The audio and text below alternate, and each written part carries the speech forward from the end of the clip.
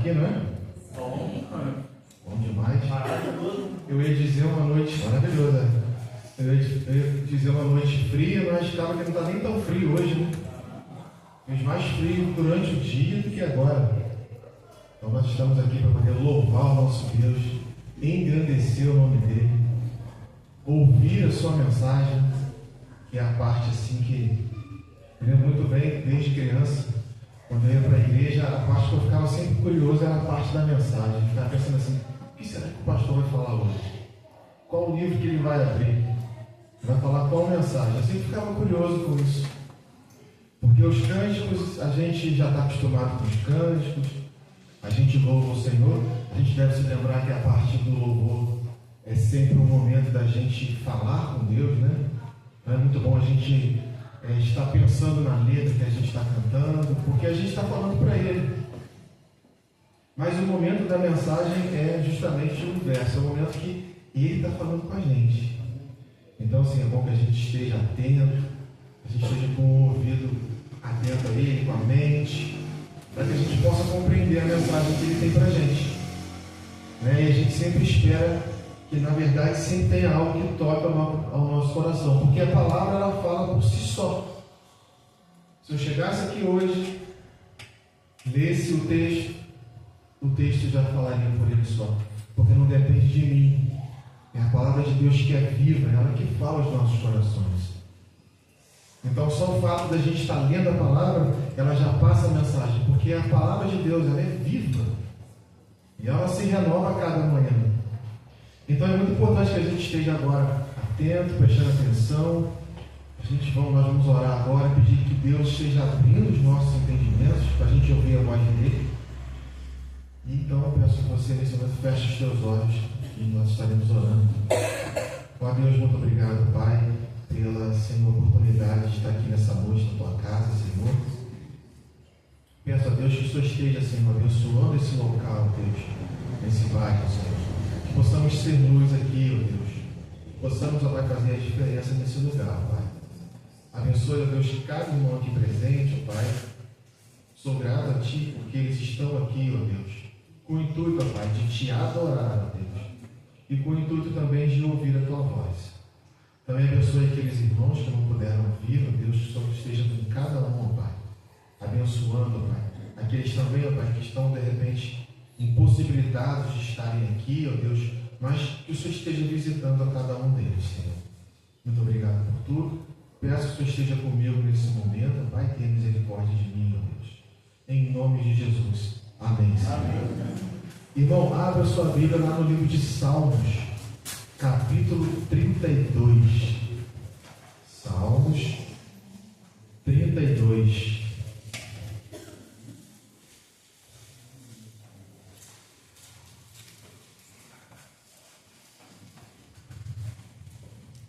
O livro de Salmos é um livro que a gente, desde criança, né? A gente não estava acostumado a abrir o livro de Salmos. Aí os nossos pais, o pregador falava, é só abrir e está no meio da Bíblia. Então é aquele livro mais fácil de a gente começar a achar, né?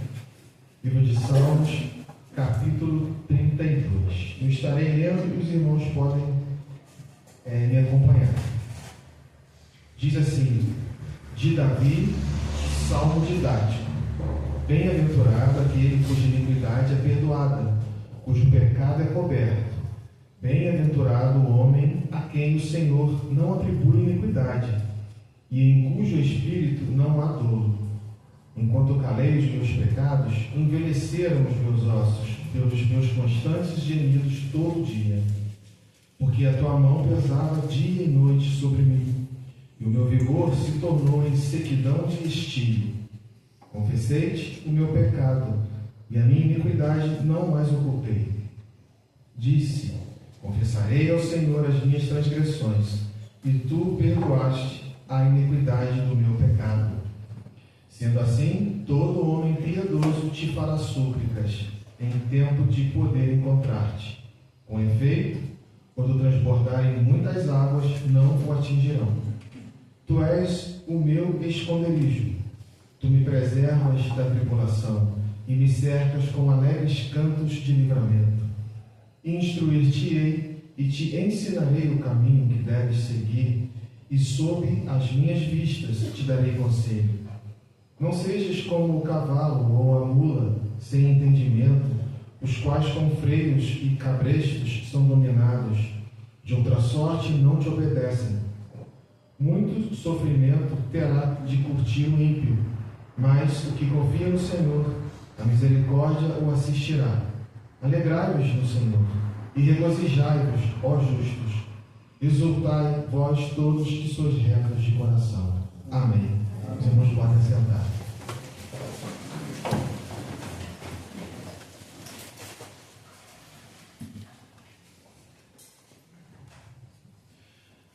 Irmãos, é interessante o livro de Salmos, e para a gente ler a Bíblia é muito importante a gente entender como que a Bíblia funciona, né?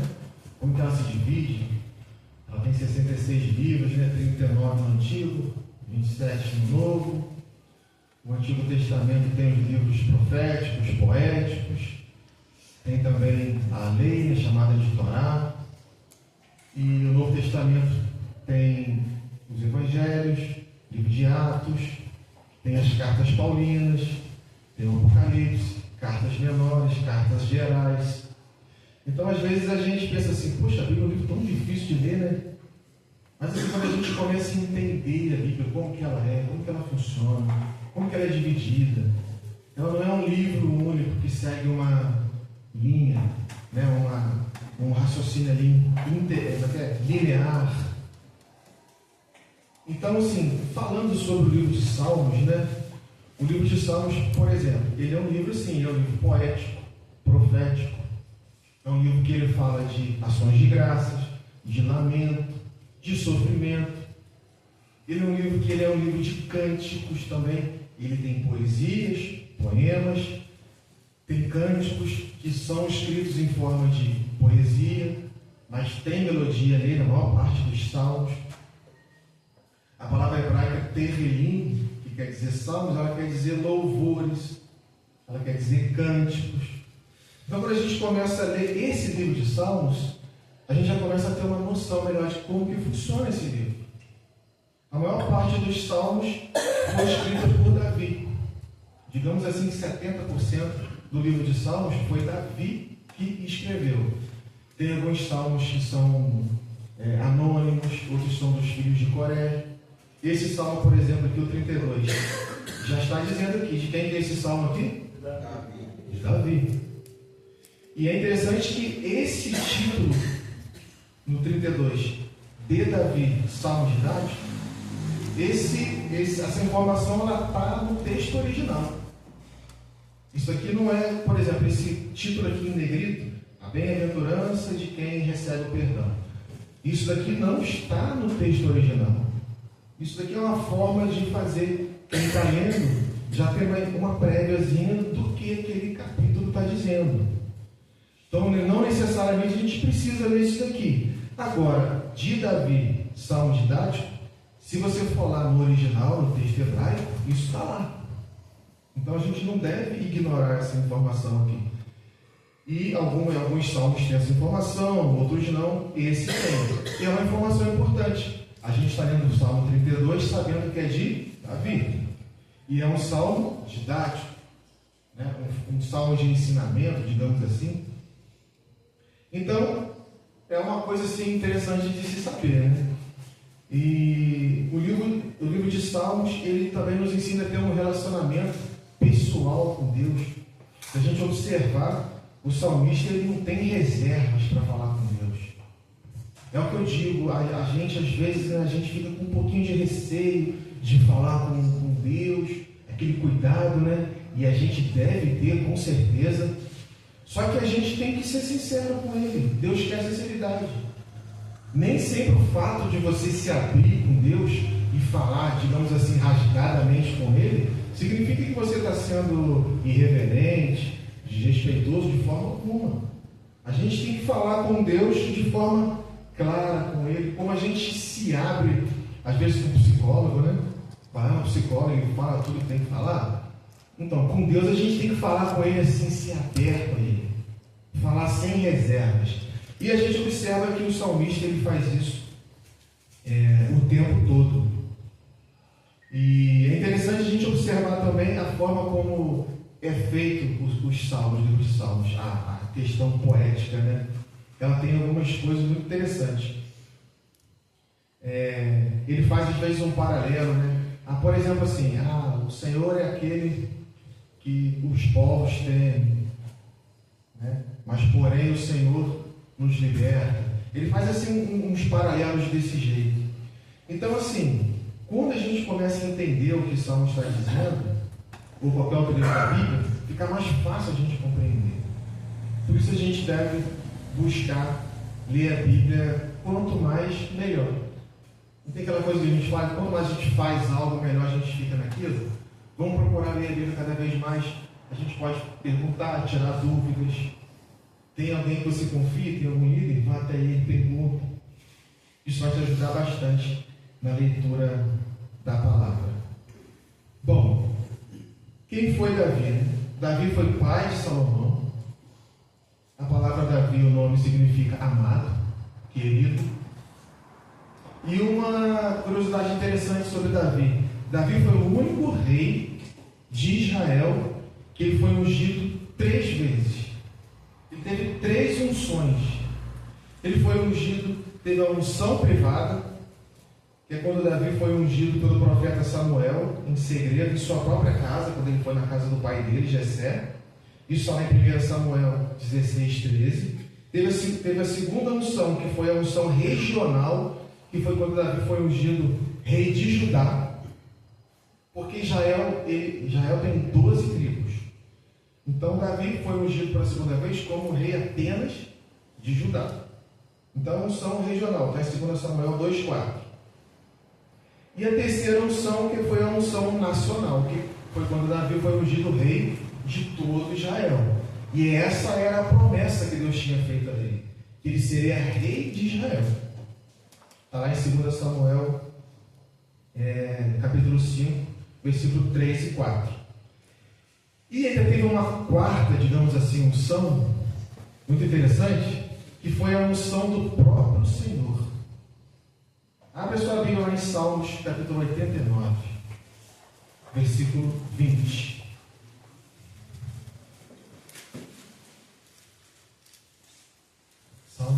Salmos 89,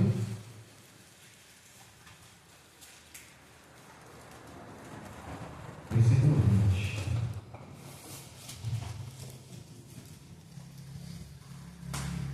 Olha o que Deus diz aqui: encontrei Davi, meu servo, com o meu santo óleo o ungi.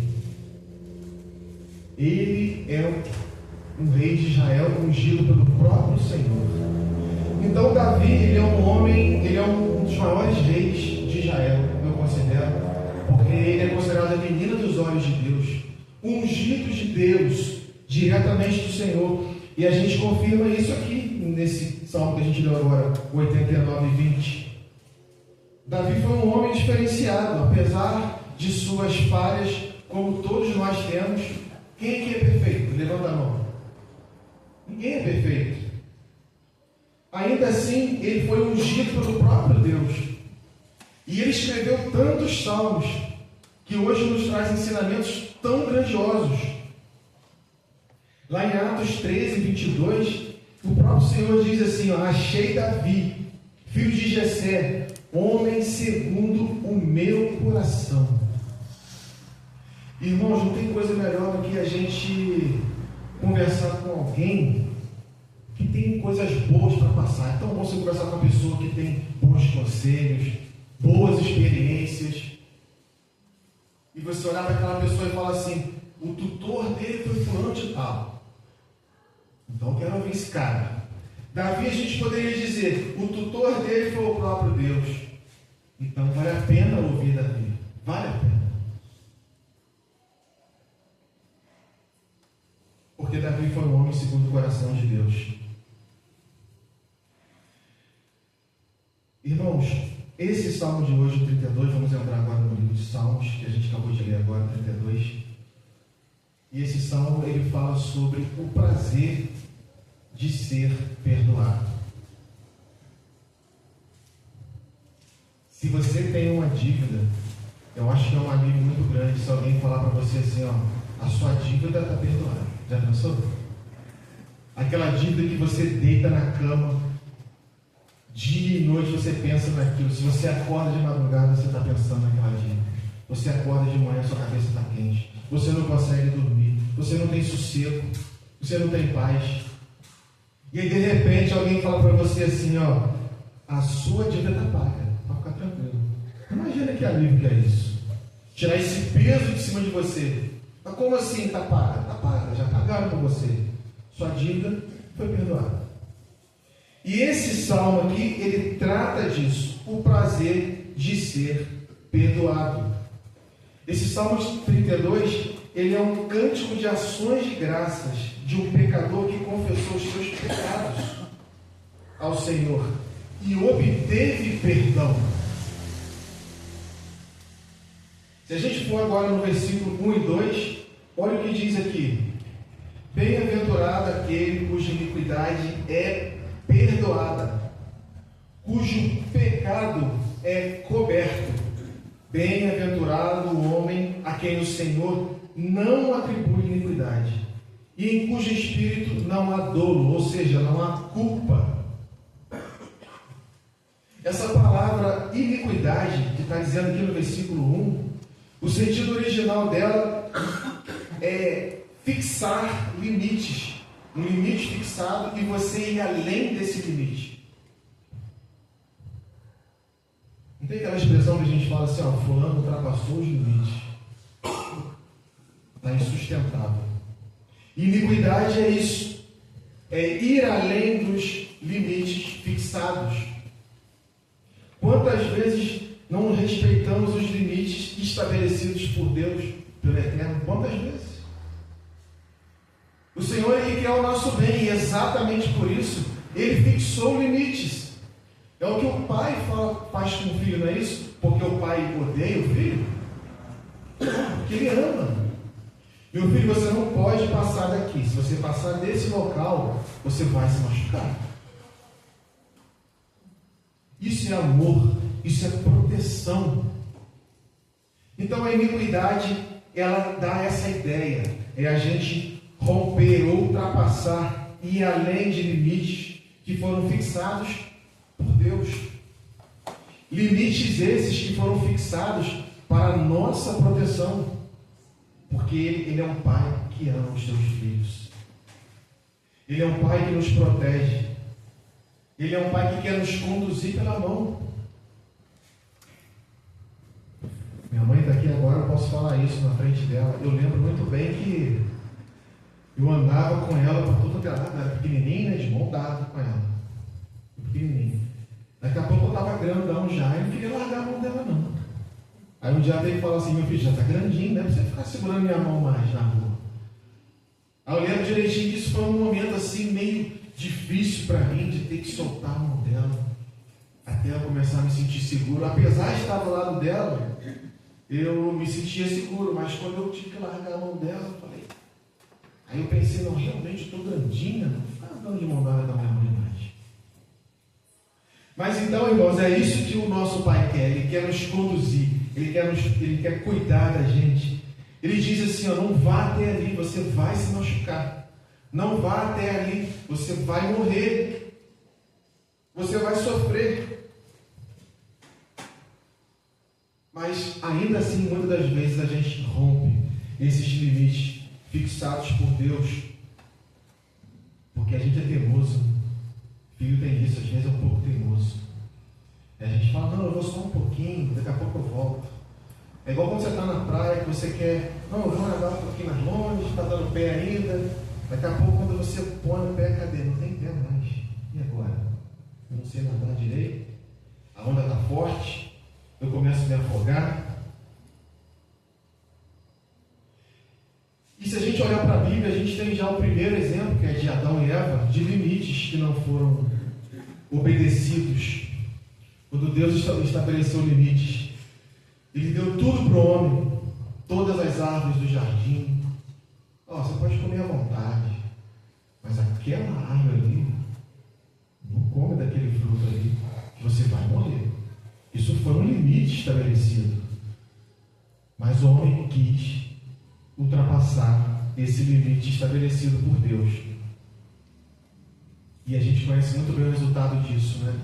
A morte, o sofrimento. Mas a gente acaba caindo nesse mesmo erro, porque a gente acaba deixando a nossa rebeldia, a nossa desobediência, a nossa soberba falar mais alto. Quando a gente começa, né? É igual, eu larguei a mão da minha mãe e tal, daqui a pouco eu já começo a achar, né? Agora eu posso fazer o que eu quiser, sozinho, não dou a mão nela mais. Mas tudo tem um limite. Eu tenho que ouvir os conselhos. É proteção dela para mim. E nesses versículos que a gente acabou de ler agora, Davi declara que o amor e a maior alegria da vida não é a ausência de problemas, mas a certeza do perdão.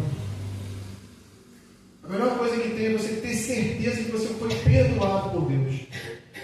Porque a queda virá, os tropeços virão. Mas a gente tem certeza que o Senhor, Ele nos perdoa.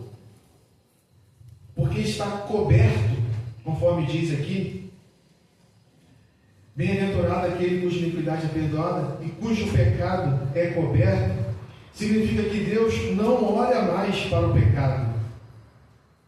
E a ausência de engano demonstra sinceridade e transparência diante dele. Então, quando a gente obedece a ele e deixa de querer enganar, de fazer o que é errado, a gente está demonstrando sinceridade diante de Deus.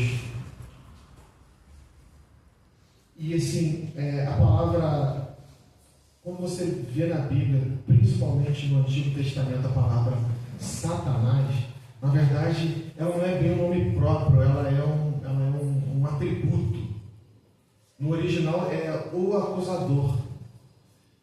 Mas só que o inimigo ele faz tanto isso de nos acusar do nosso passado. Olha o que você fez lá atrás, agora está dando uma de crente aí, ó. É o que o inimigo faz. E aí você desanima, não, realmente, eu não sou digno de estar na igreja, eu não sou digno de estar na presença de Deus, porque lá atrás eu fiz isso, eu fiz aquilo. Por quê? O acusador, ele é o próprio acusador, ele aponta o dedo. Mas o nosso Deus, ele não faz isso. Ele encobre, ele tira, ele leva embora. Por isso que o salmista Davi afirma que tal homem, né, tal pessoa é bem-aventurado, é feliz, é agraciado. Aquele que tem o pecado coberto por Deus, ele é feliz. Porque ele não fica recebendo a acusação de Deus. Ele é bem-aventurado. Ele é agraciado. O Senhor, ele não se lembra mais do que eu fiz no passado. Ele não lembra. Porque ele não é o acusador. Ele é aquele que perdoa pecados.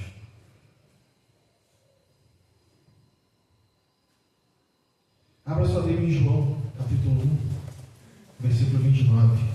Evangelho de João, capítulo 1, versículo 29.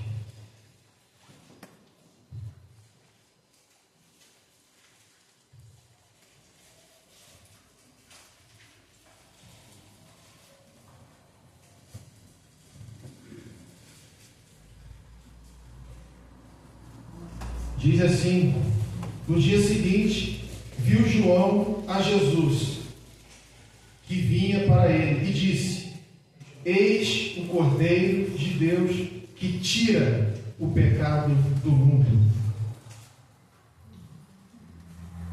No dia seguinte, viu João a Jesus, que vinha para ele, e disse: eis o Cordeiro de Deus que tira o pecado do mundo. Essa palavra tira, ela tem o sentido de carregar para longe. A tradução aqui seria muito adequada se fosse assim: eis o Cordeiro de Deus que levanta, põe nas costas e carrega para longe o pecado do mundo. Porque quando Jesus morreu na cruz por nós, Ele carregou todos os nossos pecados às suas costas. E a palavra grega ela tem exatamente esse sentido aqui, o sentido de você pegar um fardo pesado, ela dá essa ideia, você pegar um fardo pesado, pôr nas costas e carregar para longe.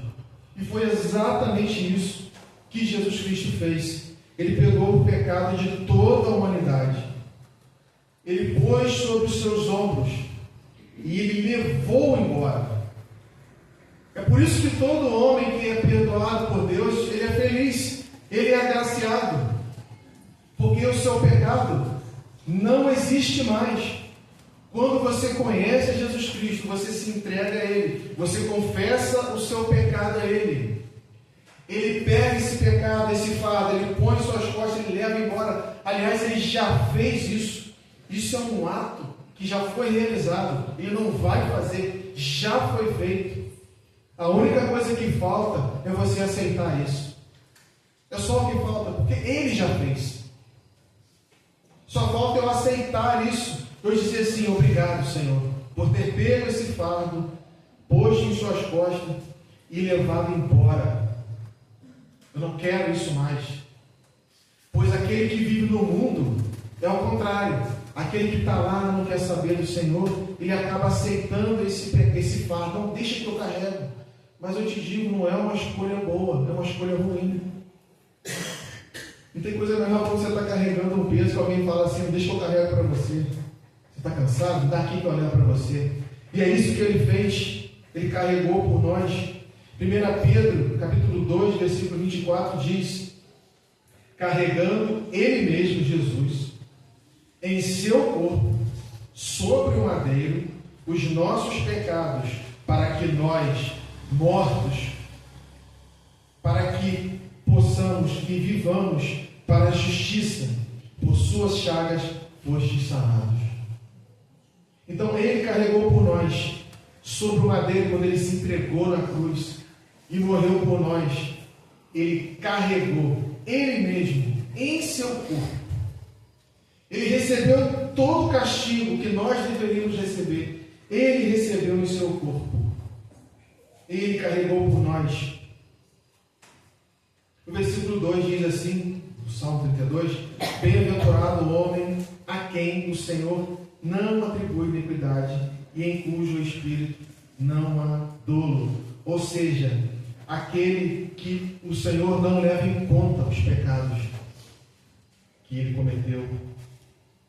E todos nós temos uma dívida de pecado, porém todo aquele que crê em Deus e aceita o seu sacrifício, o sacrifício de seu Filho, esta dívida de pecado não será cobrada.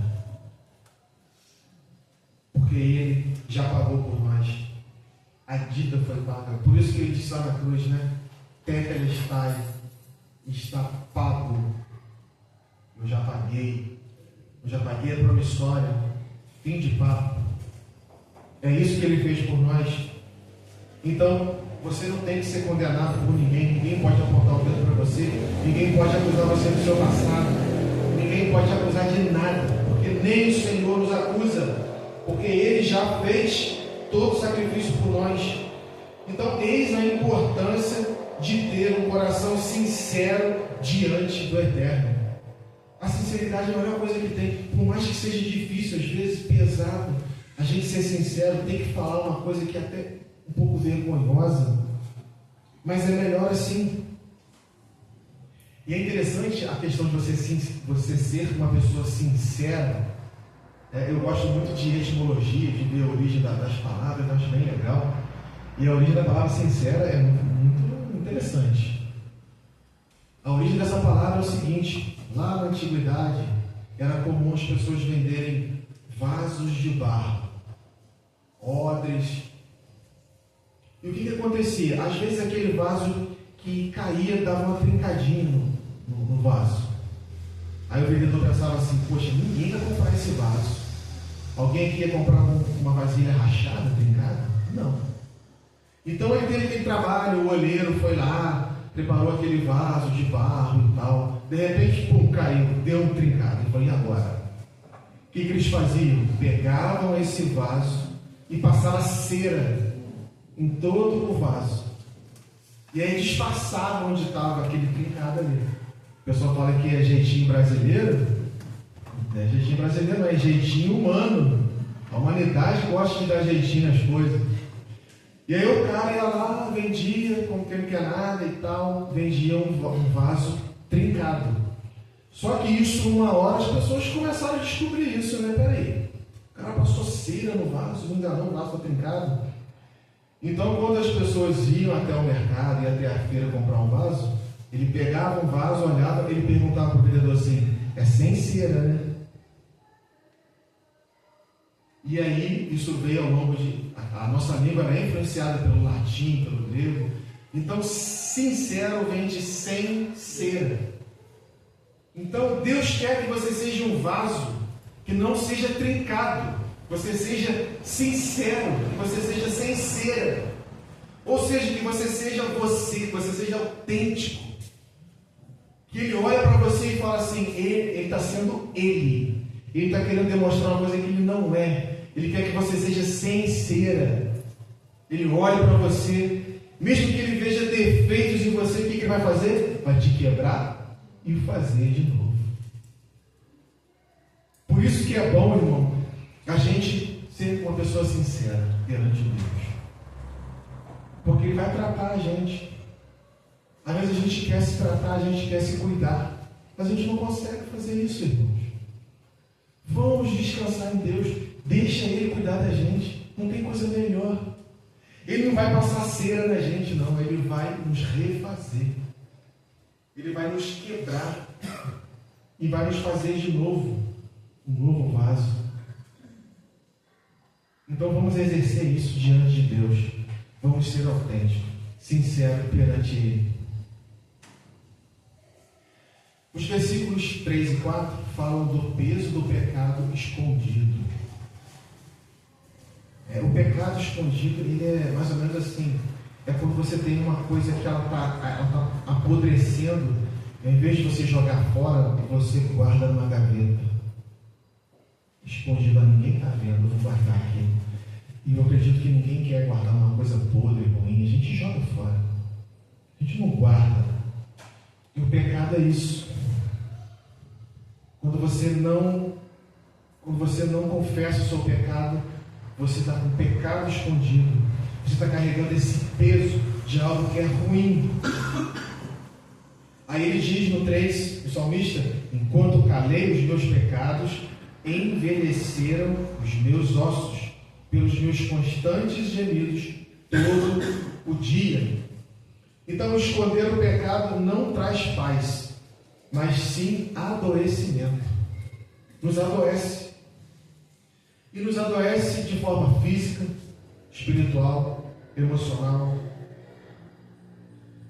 E a mão pesada de Deus representa a sua disciplina amorosa que incomoda a nossa consciência até que nos rendamos. Então, enquanto calei os meus pecados, envelheceram os meus ossos. A palavra envelhecer aqui, ela dá a ideia de algo que está degradando, que está se dissolvendo. Os nossos ossos são a estrutura do nosso corpo.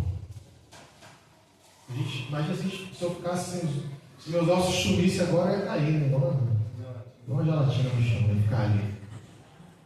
Então, para a gente ter uma noção de como que Davi estava, enquanto ele calou, enquanto ele estava escondendo aquele pecado, e os estudiosos dizem que esse Salmo 32, Davi escreveu ele logo após ter cometido aquele pecado com Batseba, e ele ficou guardando aquilo.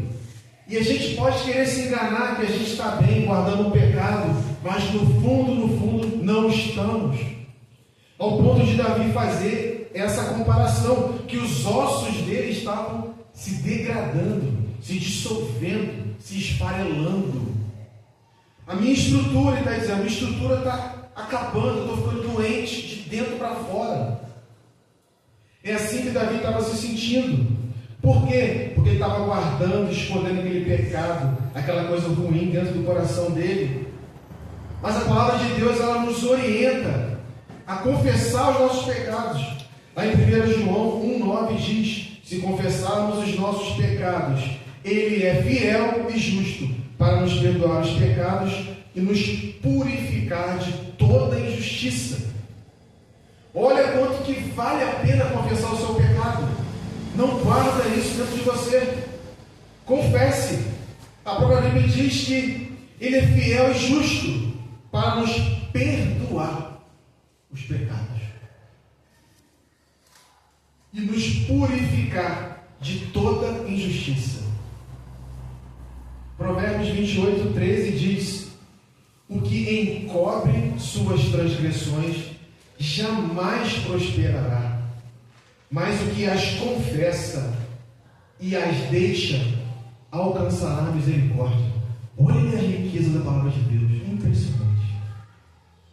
A gente poderia ficar lendo aqui vários versículos sobre isso. Se você separar aqui, a gente ia ficar lendo. A palavra, ela mesmo ensina, ela exorta, ela mesma nos orienta. Olha só isso. O que encobre suas transgressões jamais prosperará. Então a gente fica ali empacado. Minha vida espiritual não anda. Deus não me ouve. Será que eu estou com um pecado de estimação guardado na minha gaveta? Não seria melhor eu confessar? Ele nos diz aqui que Ele vai me purificar. Ele nos diz para mim que eu vou alcançar misericórdia. Então por que eu estou sendo um filho obstinado, que não confesso a minha transgressão? Não, eu quero me entregar a Ele. Eu quero andar de mão dada com Ele. Eu quero dizer para Ele o meu pecado. Enquanto Davi se recusava a confessar o seu pecado ao Eterno, ele sofria, ele definhava, seus ossos envelheciam, seus ossos se deterioraram. E ainda bem que Deus mandou o profeta Natan chegar até ele e dar aquela sacudida nele, né? E a Bíblia fala que ele rasgou suas vestes e se humilhou perante o Senhor.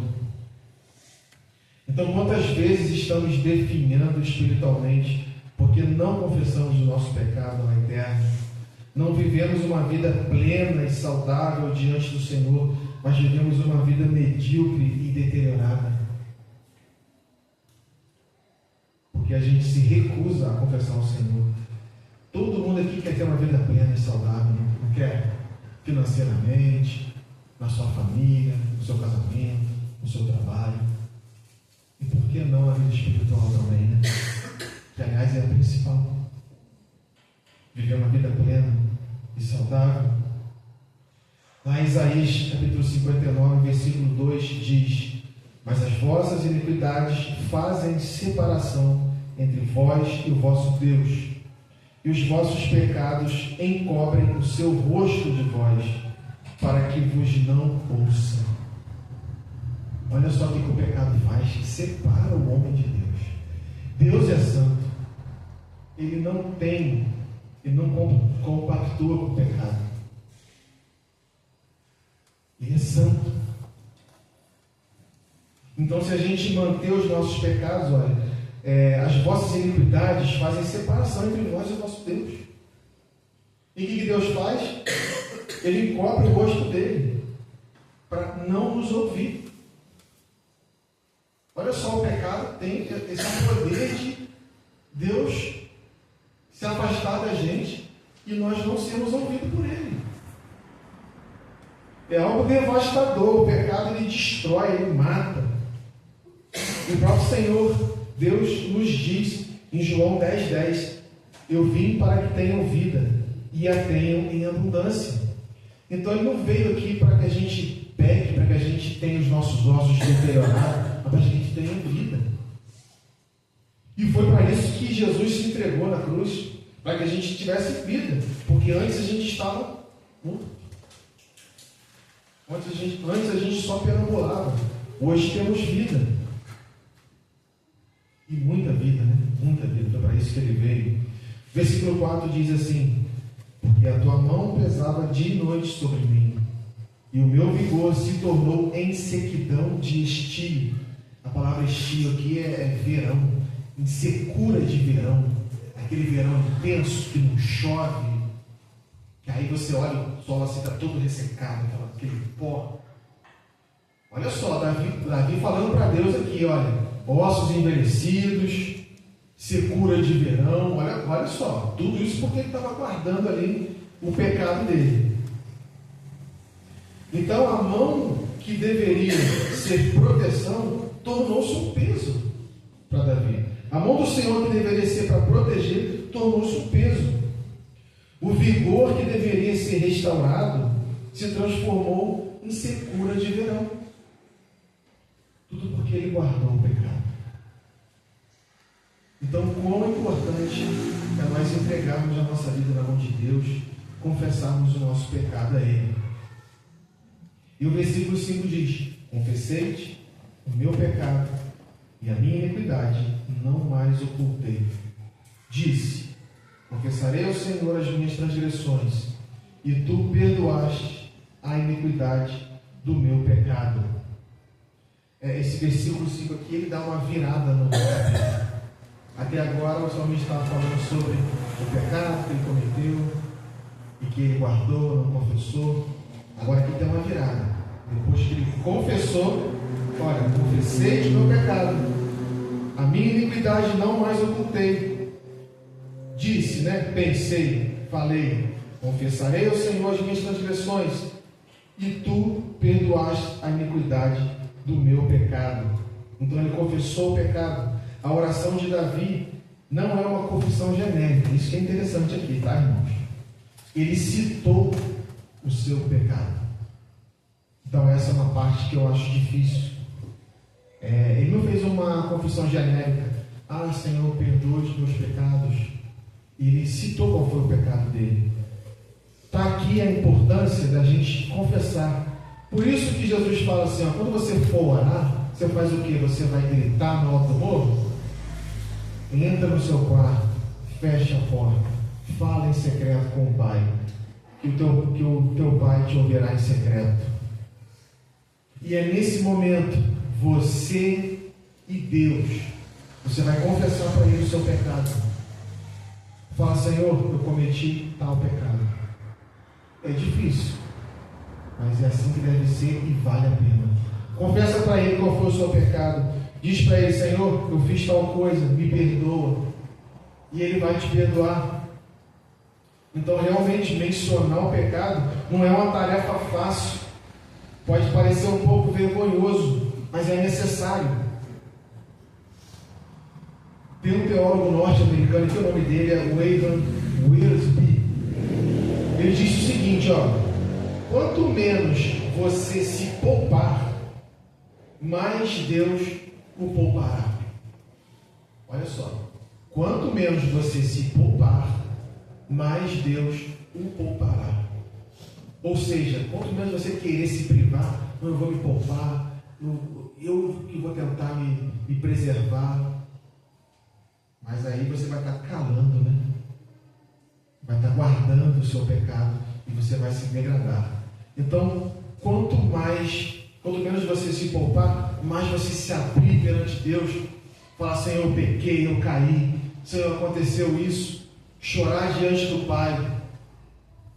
Ele vai te poupar, ao contrário, mais Ele te poupará. Então vale a pena a gente conversar com o nosso Pai, a gente ter o coração aberto com Ele.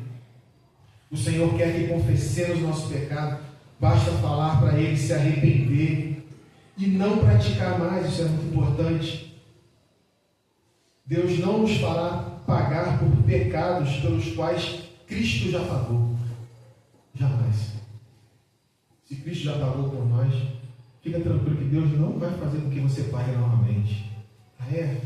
Você vai ver comigo. Ele nunca vai fazer isso. Porque o Filho já pagou. O Filho já pôs nas costas, levou embora. Não há mais necessidade disso. Você já está perdoado porque você se confessou. Você reconheceu o seu pecado perante os pés de Cristo. Portanto, esse versículo 5 que a gente acabou de ler, ele é o ponto de virada do Salmo 32. A confissão sincera de Davi abre caminho para o perdão e a restauração. A palavra restauração também é muito interessante, né? Quando você pega um carrinho velhinho, né? Aí você fala, pô, vou restaurar ele, manter a originalidade dele, vou botar aquele ar original, botar aquele para-choque, vidro, manter original. Aí quando você vê o resultado, o carro está prontinho, é tão bonito, né? Restaurado. Então Deus quer fazer isso conosco, Ele quer nos restaurar ao estado original, nosso primeiro estágio, antes da gente pecar, quando a gente ainda era novo, né? Sem desgaste, sem amassado, sem nada, e Ele nos restaura novamente. É isso que Ele quer fazer conosco. E aí o salmista ele continua lendo, né? Ele continua dizendo, aliás, no versículo 6 e 7, esses dois versículos falam sobre proteção na adversidade. Diz assim, sendo assim, todo homem piedoso te fará súplicas em tempo de poder encontrar-te. Com efeito, quando transbordarem muitas águas, não o atingirão. Tu és o meu esconderijo, tu me preservas na tribulação e me cercas de alegres cantos de livramento. Então ele fala aqui sobre súplicas em tempo de encontrar o nosso Deus. Isaías 55:6 diz: buscai o Senhor enquanto se pode achar, invocai-o enquanto está perto. E é o que o salmista fez aqui. Tu és o meu esconderijo, tu me preservas na tribulação. Porque ele confessou o Senhor, ele buscou, ele invocou o Senhor. Então qual é o tempo de buscar o Senhor? O tempo é hoje. O tempo é agora. Não é para depois, é para hoje. Hoje é o tempo de levantar súplicas ao Senhor. É nesse momento. É agora, que nem a gente fala, né? É para ontem. Não é para esperar. Se transbordarem muitas águas, que nem ele diz aqui, ou seja, os problemas, as aflições da vida, é claro que elas vêm sim, mas isso não te atingirá no sentido de você ser destruído espiritualmente, porque você vai passar pela tormenta, porque o Senhor está contigo, Ele está conosco.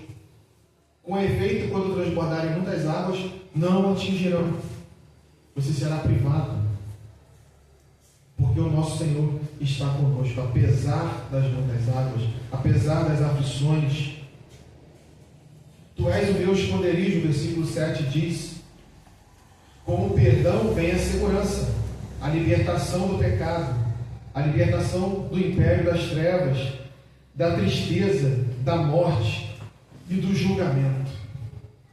Tudo isso, você fica liberto de tudo isso. Fica livre.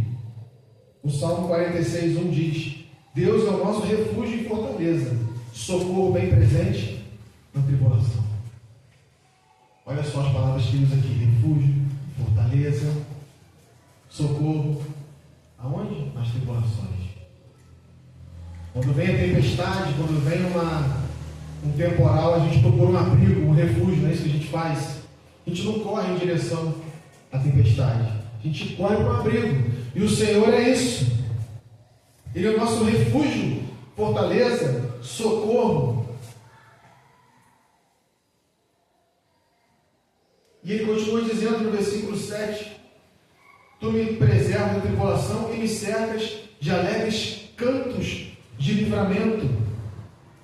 Ou seja, antes de confessar ao Senhor, o pecado era a única coisa que Davi vivia. Era só isso que ele via. Agora, após confessar sua iniquidade ao Senhor, para onde o salmista olha, ele vê o que? Cânticos, júbilos, livramento, alegria. É o que ele vê agora. Ele não mais vê tudo aquilo que ele via de ruim, toda aquela coisa dele envelhecer os seus ossos, de ficar doente. Não, ele se jubilava perante o Senhor. Antes ele vivia cercado pelo pecado. Agora ele se vê cercado pelo próprio Deus, protegido pelo próprio Deus. Estar debaixo da proteção de Deus é a melhor coisa que existe. Lá em Gênesis, quando Deus diz assim para o homem, ó, ele pôs o homem no jardim e ele fala assim, ó, aqui é para você cuidar do jardim. O sentido da palavra ali original quer dizer vigiar, fazer uma cerca em volta, tomar conta, estar sempre alerta. O homem não fez nada disso. Ele não vigiou, ele não cercou, ele não ficou alerta. E aí aconteceu o que aconteceu. Porém, o nosso Senhor, a gente está cercado por Ele, aí nada passa. A gente está livre, a gente está protegido. E a gente pode exultar o Senhor com júbilos, com cânticos de livramento, igual o salmista Davi aqui fez. E ele gostava muito disso, né? De compor canções, poesia. Então, assim, ele pôs para fora tudo que ele sentiu quando ele confessou o Senhor, a alegria que ele sentiu quando ele confessou o Senhor. E ele continua dizendo no versículo 8: instruir-te-ei, aqui já é o próprio Senhor falando para Davi. Ele dizendo para Davi assim, ó: instruir-te-ei e te ensinarei o caminho que deves seguir. E sob as minhas vistas te darei conselho. Não sejais como o cavalo ou a mula, sem entendimento, os quais com freios e cabrestos são dominados. De outra sorte, não te obedecem. Então, esses dois versículos aqui, o Senhor fala sobre nos guiar pela sabedoria e pelo amor, e não pela força. Jesus é aquele, o nosso Senhor é aquele que ele não faz nada forçado. Quem força a barra é o inimigo. Quando eu era criança, meu avô falava. Ele falava assim, ó, o inimigo ele não bate a porta igual o Senhor faz. Ele força a porta. Se você abrir um pouquinho, aí o vovô falava, ele usa bico fino, o inimigo, sapato de bico fino. E aí você abre um pouquinho, ele põe o bico do sapato ali, você já não fecha a porta. E ele vai forçando. Quando vê, ele abre a porta e entra na marra. O inimigo, ele é assim, ele invade, ele entra e destrói. Ele não pede permissão. Ele chega entrando, invadindo, destruindo.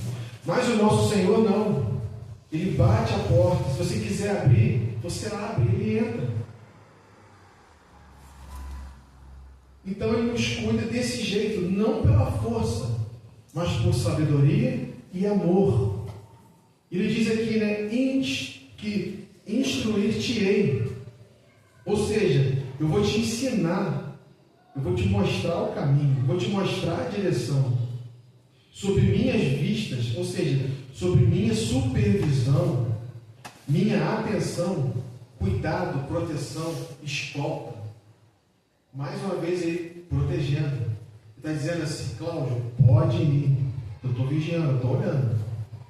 Eu estou te protegendo. Você está debaixo da minha cobertura. Pode seguir. O caminho que ele chega, vai em frente. Por isso que ele fala, não sejais como o burro, como a mula, que depende de cabresto, para poder puxar para cá, puxar para lá, guiar, frear, poder parar. Ele quer que sejamos racionais. Filhos obedientes de fato, e que a gente se entregue à escolta, à proteção de Deus. Apesar de uma comparação meio grotesca com os animais irracionais, né? Mas a gente realmente não deve viver na base da força, mas da obediência. Zacarias capítulo 4, versículo 6 diz o seguinte: não por força, nem por poder, mas pelo meu Espírito, declara o Senhor dos Exércitos. Então não é por força, é pelo Espírito dele. Vamos buscar a face dele, orar a ele assim: Senhor, que o teu Espírito habite em mim, que o teu Espírito me guie pelo caminho correto. Quando eu estiver querendo caminhar sozinho, sob a minha própria vontade, que o teu Espírito me guie. Eu não quero caminhar sozinho de jeito nenhum. Então aqui o Senhor nos convida a sermos racionais, em uma era em que os homens se comportam como animais irracionais. Cada um faz o que quer, do jeito que quer. Eu não quero ser subordinado a ninguém, eu faço o que eu quero e pronto, eu quero receber. Então a gente tem que viver e ser direcionado pela vontade de Deus e não pelas nossas próprias vontades e paixões, porque senão a gente vai sucumbir, a gente vai adoecer e morrer. Então nós que conhecemos a verdade, que é Cristo, temos o privilégio de sermos guiados, direcionados e instruídos pelo Senhor. Tem coisa melhor de ser guiado pelo Mestre. Ele nos guia, nos protege, nos mostra a direção. Aliás, o Senhor diz que Ele próprio é o caminho, né? Ele próprio é a verdade, Ele próprio é a lei. Então, se a gente está nele, a gente está na direção, a gente tem vida, a gente não vive em falsidade, a gente vive de maneira sincera, né? Como a gente falou há pouco. Versículo 10, irmãos. Muito sofrimento terá de curtir o ímpio, mas o que confia no Senhor, a misericórdia o assistirá. Continuando, alegrai-vos no Senhor e regozijai-vos, ó justos. Exultai vós todos que sois retos de coração. Então esses dois últimos versículos nos asseguram que Deus protege e socorre os que pertencem a Ele. Todo aquele que pertence a Ele, ele é guiado, socorrido e protegido por Ele. O ímpio passa por muitos sofrimentos, e o sofrimento também entra na vida dos santos, desobedientes, aqueles que não querem ser guiados. Mas o cristão que busca ser obediente, humilde, atento ao direcionamento de Deus, é purificado e experimenta a bondade e misericórdia do Senhor. Diante de tudo isso, Davi dá um grito de alegria e exultação. Aqui no 11 ele diz: alegrai-vos no Senhor e regozijai-vos, ó justo, está dizendo. E o termo aqui, alegrai-vos, esse tom que ele diz aqui, ele quer dizer alguém que sobe num lugar alto e grita para todo mundo ouvir. Até onde alcançar? Ele dizia assim: alegrai-vos no Senhor e regozijai-vos, ó justos. Exultai vós todos os que sois retos de coração. Dá essa ideia de fazer isso. Ele quer que todos ouçam. Então, quando o passado está perdoado, o presente é alegria. E o futuro está garantido nas mãos do Senhor. Então, você que confessou o seu pecado, você não tem que pensar mais no passado, apenas no futuro. Apenas no porvir. Porque Deus tem preparado o que é melhor para você. Você pode ter certeza disso. Então, o que a gente conclui, irmãos, nesse Salmo 32, é que ele nos ensina que a verdade, a felicidade, o alívio, não vem da perfeição, porque nós não somos perfeitos, mas do perdão de Deus, após uma confissão sincera de pecados. Essa é a verdadeira felicidade. Você saber que você vai ser perdoado após confessar o seu pecado a Ele.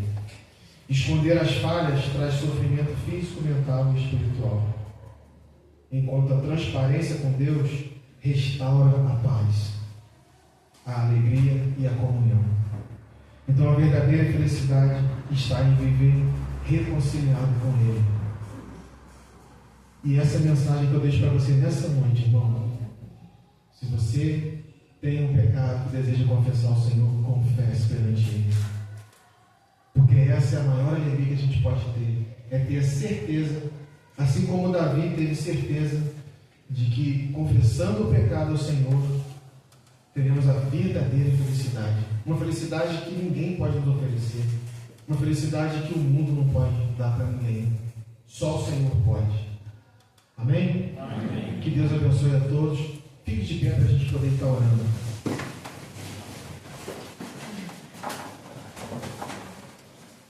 Senhor Deus, muito obrigado, Pai, mais uma vez, Senhor, porque estamos aqui na Tua casa, Senhor, e obrigado por tudo que houve aqui nessa noite, ó Pai.